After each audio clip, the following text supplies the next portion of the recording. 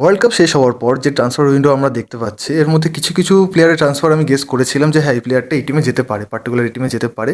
আবার কিছু কিছু খুবই সারপ্রাইজিং ছিল ব্যাপারটা, মানে খুবই সারপ্রাইজিং ছিল। লাইক হিয়ান ডিয়ামন্ডে তো রিয়াল মাদ্রিদ, অনেকে বলেছিল হ্যাঁ যে খুবই ভালো একটা চয়েস হতে পারে, Real Madrid is going for Michael Olise. আমি এটাই জানতাম মাইকেল ওলিসের জন্যই যাচ্ছিল রিয়াল মাদ্রিদ, বায়ার্ন মিউনিখের কাছ থেকে করে কেড়ে নিয়ে আসবে। পাপা পেরেস তো এরকমই একটা কথা বলেছিল যে হ্যাঁ ভাই, আমরা নিয়ে চলে আসবো, চলে আসবে মাইকেল ওলিসে আমাদের কাছে অনেক টাকা আছে, we have enough money, we can buy all players. এরকম একটা ব্যাপার চলে এসেছিল রিয়াল মাদ্রিদের কাছে। কারণ ভাই ওয়ার্ল্ড কাপ চলাকালীনই মার্ক কুকুরেল্লা রিয়াল মাদ্রিদে চলে আসে, খুনাতে চলে আসে। ভাই এতগুলো প্লেয়ার যখন ওরা পারচেস করছে, ভাই বার্নান্দো সিলভা, বার্সেলোনার বার্নান্দো সিলভাকে কেনার কথা ছিল, একটা ডিল হওয়ার কথা ছিল ভাই, সেখান থেকে রিয়াল মাদ্রিদ বার্নান্দো সিলভাকে নিয়ে চলে আসে 32 ইয়ার্স এজে এসে। আমি জানি না বার্নান্দো সিলভা কার জায়গায় খেলবে, হিজ এ এক্সপিরিয়েন্স প্লেয়ার, আমি মানছি খুবই ভালো প্লেয়ার। বাট মনে আছে লাস্ট টাইম যখন ম্যান সিটি রিয়াল মাদ্রিদকে ফেস করেছিল, ম্যান সিটি রেড কার্ড খেয়েছিল ইন দেয়ার হোম গ্রাউন্ড, আর সেটা কিন্তু বার্নান্দো সিলভার জন্যই হয়েছিল। এই একটা পার্টিকুলার প্লেয়ার কোনো কোনো ম্যাচে খুব ভালো খেলে, আমি মানবো না যে বার্নান্দো সিলভা খুব একটা খারাপ খেলে দেয়, ভালো খেলে দেয়, কিন্তু ভাই ঠিক আছে, একটা গেল বার্নান্দো সিলভা। নেক্সট আসছি আমি ইয়ান দিয়ামন্দে। আমি ক্রিটিসাইজ করবো না ইয়ান দিয়ামন্দেকে, কিন্তু আমি যদি ওর রেকর্ড দেখি, কোনো বড় ক্লাবে সেরকম খেলেনি, একটা ছোটো ক্লাবে পারফরমেন্স করেছে, বাট একটা বড় ক্লাবে আসার যে প্রেশার, রিয়াল মাদ্রিদ খুবই একটা বড় ক্লাব। এর আগে লাইক এডেন হ্যাজার্ড যখন চেলসি থেকে রিয়াল মাদ্রিদে আসলো, ও কিন্তু এই প্রেশারটা নিতে পারেনি, মানে পুরো ক্যারিয়ারটাই নষ্ট হয়ে গেল। তারপর তো রিটায়ারমেন্ট নিয়ে নিল রিয়াল মাদ্রিদ, রিয়াল মাদ্রিদ ছাড়ার পরে রিটায়ারমেন্ট নিয়ে নিল, আর কোনো কোথাও খেলতেই পারলো না, এত ইনজুরি হয়ে গেল। Yan Diomande has great potential, 19 years age, young man. Under Jose Mourinho সে খুবই ভালো খেলতে চলেছে আমার মনে হয়, বাট দেখতে হবে যে রিয়াল মাদ্রিদ কীভাবে এই প্লেয়ারটাকে হ্যান্ডেল করে, কারণ রিয়াল মাদ্রিদের কাছে এমনিতেই খুবই ট্যালেন্টেড প্লেয়ার রয়েছে। Vinicius Junior, Rodrigo, Kylian Mbappe, খুবই ট্যালেন্টেড। তারপর এনরিক, ভাই এনরিককে দেখে আমার খুবই ট্যালেন্টেড মনে হয়। কার্লো আনচেলত্তির আন্ডারে যখন এনরিককে খেলানো হচ্ছিল না, তারপর জাভি আলোনসো, ভাই এইসব এই প্লেয়ারগুলোকে যদি না খেলানো হয় তাহলে হবে কী করে? এই ইয়ং এজের এই প্লেয়ারগুলোকে এত পোটেনশিয়াল রয়েছে। তো দেখা যাক, রিয়াল মাদ্রিদ নিজের টিমটাকে খুব ভালোভাবে ক্রিয়েট করে নিয়েছে। অ্যান্ড অন্যদিকে বার্সেলোনার কথা বলতে মাথায় আসলো, রিয়াল মাদ্রিদ আর বার্সেলোনার মধ্যে এই যে ট্রান্সফার উইন্ডোতে যে রেষারেষিটা চলেছে, এটা দেখার মতো ছিল। আলাদা রকম একটা ওয়ার্ল্ড ওয়ার টাইপের, সত্যি কথা একটা ওয়ার্ল্ড ওয়ার টাইপের। মানে আমি এই পারপাসে একটা কথা বলছি, রদ্রির কিন্তু রিয়াল মাদ্রিদ যাওয়ার কথা ছিল, অনেক ফ্যান কিন্তু ধরেই নিয়েছিল যে he will go to Real Madrid. কারণ রিয়াল মাদ্রিদের হয়ে রদ্রি অনেক আগে বলেছিল যে রিয়াল মাদ্রিদের হয়ে কে খেলতে চায় না, স্বাভাবিক ভাই, যে কোনো প্লেয়ার একটা এত বড় ক্লাবের হয়ে, 15 UCLs, এত বড় ক্লাবের হয়ে অবশ্যই খেলতে চাইবে। তো রদ্রিও সেটাই বলেছিল, বাট কিন্তু ভাই বার্সেলোনা আলাদাই জিনিস, ভাই বার্সেলোনা অ্যাপ্রোচ করেছে ম্যান সিটিকে, অ্যান্ড রদ্রি এখানে হ্যাঁ বলে দিয়েছে পার্সোনাল টার্মস অ্যান্ড, তাহলে তো অবশ্যই আসবে। তো ক্লাবের সাথে কথা চলছে বার্সেলোনার, মানে রিয়াল মাদ্রিদ প্রায় সাইন করে নিচ্ছিল রদ্রিকে, সেই পজিশনে দাঁড়িয়ে বার্সেলোনা রদ্রিকে টেনে বার করে নিয়ে আসলো। অ্যান্ড বার্সেলোনার মিডফিল্ডে এখন দেখতে গেলে কে কে আছে?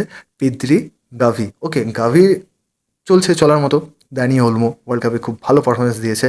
দেন রদ্রি চলে আসলে, রদ্রি, ফ্র্যাঙ্কি দে জং, মার্ক বার্নাল, ছড়াছড়ি প্লেয়ারের ছড়াছড়ি, পুরোপুরিভাবে ছড়াছড়ি। মিডফিল্ডে কাকে লাগবে ভাই? আর আমাদের উপরে রয়েছে এখন কারিম অ্যাডিয়ামি, তারপর গর্ডন, ভাই গর্ডন ভালো প্লেয়ার।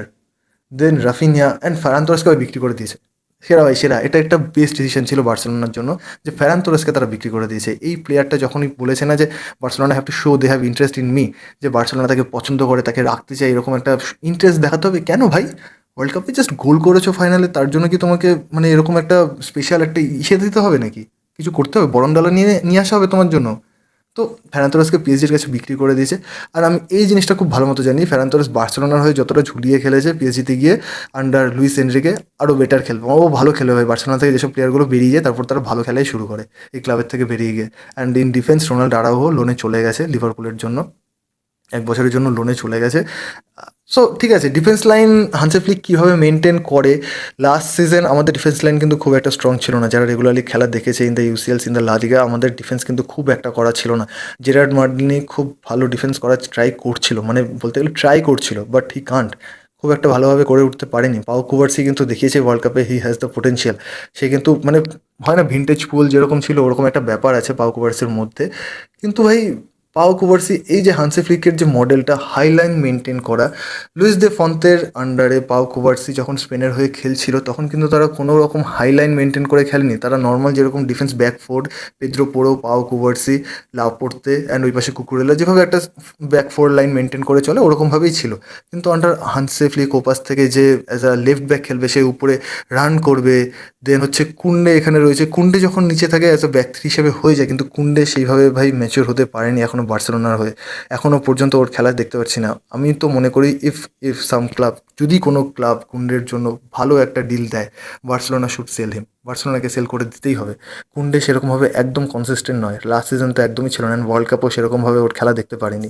এর মধ্যে তো বার্সেলোনার যে ট্রান্সফারগুলো হলো এই নিয়ে, এই যে রদ্রি এখনও পুরোপুরি ফাইনালাইজ হয়নি, বাট রদ্রি যেভাবে পোটেনশিয়াল দেখাচ্ছে বার্সেলোনাতে আসতে পারে, তার পরিপ্রেক্ষিতে আমি যদি বলি, রদ্রি, পেদ্রি, গাভি, ওলমো, ফ্র্যাঙ্কি দে জং, তারা পুরো মিডফিল্ড কনজেস্টেড করে রাখবে। ঠিক আছে, পুরো মিডফিল্ডে তাদেরই কথা চলবে, মিডফিল্ডে তাদেরই বল চলবে, তারা যা বলবে তাই হবে। And against Real Madrid, suppose in the El Clasico, Real মাদ্রিদের কাছে কে আছে? প্লেয়ার অপশনস কারা আছে তুমি শুধু বলো। কে আছে? চুয়ামিনি, কামাভিঙ্গা, কামাভিঙ্গা খেলবে ওখানে? কামাভিঙ্গা কীরকম পারফরমেন্স দেখিয়েছে বলো তো এখন, মানে কোনো একটা সিজনে কনসিস্টেন্টলি পারফরমেন্স দেখিয়েছে? আদৌ দেখিয়েছে কামাভিঙ্গা? জুড বেলিংহাম কি একাই ছুটে বেড়াবে এই ইসেতে? আর 32 ইয়ার্স বার্নার্ডো সিলভা, ও খেলবে ডিফেন্সিভ মিডফিল্ডে এখন রিয়াল মাদ্রিদের হয়ে? ও খেলবে? চুয়ামিনি এমন একটা প্লেয়ার ভাই, রিয়াল মাদ্রিদ ওকে এত টাকা দিয়ে সাইনিং করিয়েছে, একটা ফরওয়ার্ড পাস খেলাতে পারছে না। অ্যান্ড অলরেডি আমি ফ্রাস্ট্রেশন দেখতে পাচ্ছি ফর দ্য জোসে মরিনো। ও দেখাচ্ছে ইন দ্য ফ্রেন্ডলিজ রিয়াল মাদ্রিদে ফেডে ভালভার্দে মিস পাস করছে বলে জোসে মরিনোর মুখে স্পষ্ট ছাপ, যে কী করছে ভাই, এত বড় ক্লাবের হয়ে খেলে, এরকম তার খেলা? এরকম করে তো হবে না। So against Real Madrid midfield and this Barcelona side, এদের কাছে যে মিডফিল্ডের যে কম্বিনেশন রয়েছে ভাই, একটা আলাদা ডিফারেন্স, পুরোপুরিভাবে ডিফারেন্স, কোয়ালিটি ভাই, লেভেল হ্যাঁ, পুরোপুরিভাবে একটা লেভেল ক্রিয়েট করছে বার্সেলোনা মিডফিল্ড রিয়াল মাদ্রিদের মিডফিল্ডের মধ্যে। আই নো রিয়াল মাদ্রিদের কাছে অ্যাটাকিং সাইড খুব ভালো আছে ভাই, বার্সেলোনার কাছেও খারাপ আছে নাকি? অ্যান্থনি গর্ডন আছে, রাফিনা আছে, লামিন আমাল আছে ভাই, আরে ম্যাডিয়ামই আছে। বার্সেলোনার কাছে খারাপ কী আছে? বার্সেলোনার কাছে পেসি প্লেয়ার আছে। হান্সি ফ্লিক যে সিস্টেমটা চাইছিল, যে সাপোজ রিয়াটাকে যখন ট্রানজিশন করবে, বার্সেলোনা খুব পেসিভাবে যাবে অ্যান্ড সারাক্ষণ প্রেস করবে। গর্ডন যখন নিউক্যাসলে খেলতো, is the highest pressing player. তো সেটা বার্সেলোনাতে সে করবে, তাকে ওটা করতেই হবে, কিচ্ছু করার নেই। বার্সেলোনাতে যদি হান্সি ফ্লিকের আন্ডারে ফার্স্ট টিমে খেলতে হয়, অ্যান্থনি গর্ডনকে প্রেস করতেই হবে। সো আমাদের কাছে একটাই এখন ফল্ট রয়েছে বার্সেলোনা টিমের মধ্যে, সেটা হচ্ছে আমাদের we don't have any number 9।